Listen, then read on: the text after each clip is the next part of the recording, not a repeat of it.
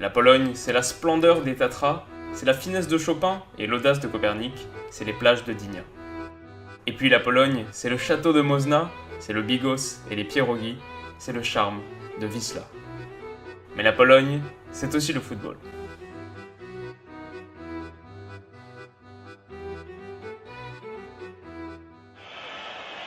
Za lekkie podanie Lewandowski, Robert tak. Yo les amis, j'espère que vous allez tous très bien. Après ce week-end mouvementé de Champions League, on reprend notre marche en route vers la Coupe du Monde et donc aujourd'hui on parle de la Pologne. Alors vous avez été vraiment très nombreux à m'envoyer des mails pour m'aider dans la réalisation de cet épisode et franchement ça fait très plaisir de vous voir aussi investi dans la série. J'adresse donc des remerciements très chaleureux à Rémi, à Clément, à Sébastien, à Brian, à Julien et à Jonas. Vous êtes vraiment au top, donc c'est parti pour la Pologne. Placée dans un groupe de qualification à sa portée, la sélection polonaise a terminé à la première place du groupe devant les rivaux danois. Pourtant, la campagne n'avait pas commencé de la meilleure des manières. Un nul 2-2 concédé à Astana face à des Kazakhs entreprenants qui refont leur retard en début de seconde mi-temps. Mais à la faveur d'une victoire étriquée contre le Danemark 3-2 et d'un succès obtenu à la dernière seconde de la rencontre face à l'Arménie, les Polonais se remettent dans le droit chemin. Autre point notable du parcours qualificatif des hommes de Navalka, c'est leur large victoire en Roumanie, 3-0 grâce à un doublé de leur homme fort Robert Lewandowski, mais aussi une défaite humiliante à Copenhague, 4-0 face à des Danois étincelants. Alors ce revers ternit un peu leur prestation globale, mais en décrochant un ultime succès face au Monténégro en octobre, les Polonais assurent l'essentiel, ils se rendront en Russie cet été.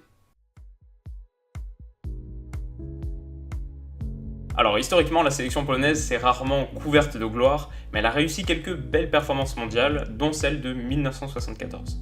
2 ans après avoir décroché la médaille d'or aux Jeux Olympiques de Munich de 1972, les Polonais se rendent à nouveau en Allemagne pour y affronter l'Argentine en match d'ouverture, et grâce à un doublé de Grzegorz Zlato, la Pologne obtient un succès de prestige, mais surtout un succès inattendu qui va conditionner la suite de leur tournoi, puisqu'en pulvérisant Haïti 7-0 et en se défaisant même de l'Italie de Fabio Capello 2-1, les Rouges et Blancs terminent à la première place de leur groupe. Alors il faut savoir qu'à l'époque, le format de la Coupe du Monde est très différent de sa structure actuelle et les tours à élimination directe n'existaient pas. La Pologne se qualifie donc pour la seconde phase de groupe du tournoi et se retrouve dans une nouvelle poule de 4 équipes où seule la première accédera directement à la finale. Et grâce à un but de Lato, la sélection surprise de cette Coupe du Monde va d'abord se défaire de Korea suédois avant de faire tomber également la Yougoslavie de Dragan Zajic 2-1.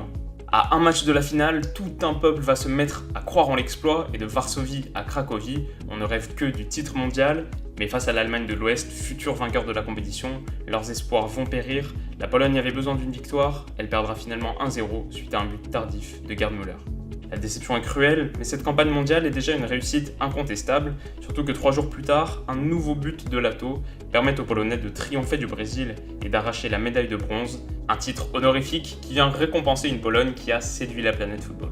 Et forte de ce premier exploit, la sélection polonaise va réitérer la belle performance 8 ans plus tard, à l'occasion du Mondial espagnol de 1982.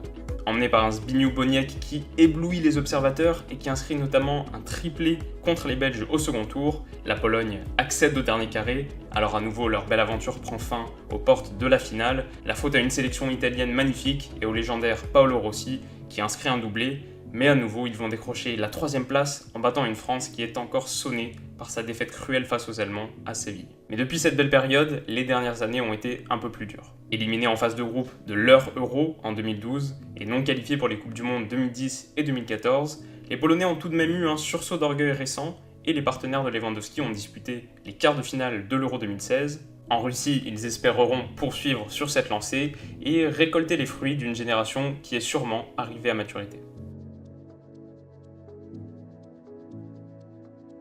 Parce qu'effectivement, entre jeunes pousses prometteuses et vétérans confirmés, l'effectif polonais est tout à fait séduisant.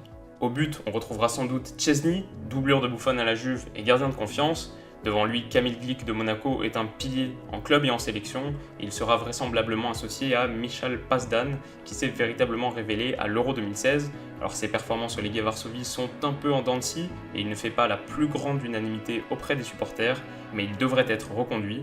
Sur les côtés, Piszczek est un excellent joueur, un des atouts forts de la Pologne, et ses 8 années passées au Borussia Dortmund en ont fait un défenseur de classe mondiale.